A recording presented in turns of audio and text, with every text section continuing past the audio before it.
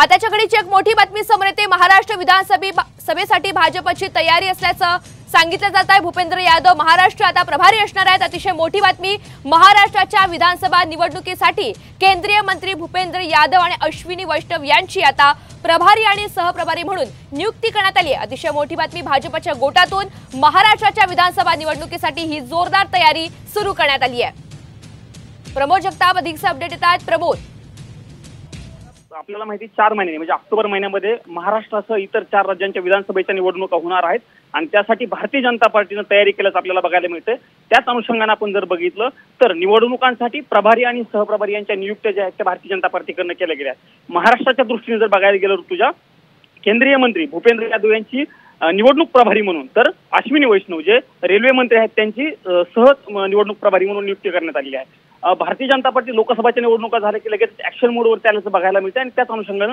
ह्या नियुक्त्या झालेल्या आहेत। ऋतुजा, उद्या भारतीय जनता पार्टीच्या कोर कमिटीची राजधानी नवी दिल्लीमध्ये बैठक होणार आहे आणि त्या अनुषंगाने जर बघितलं तर ही अत्यंत महत्त्वाची अपडेट आहे असं आपल्याला प्रकारे म्हणता येईल। निश्चित प्रमोद, धन्यवाद सविस्तर माहितीबद्दल।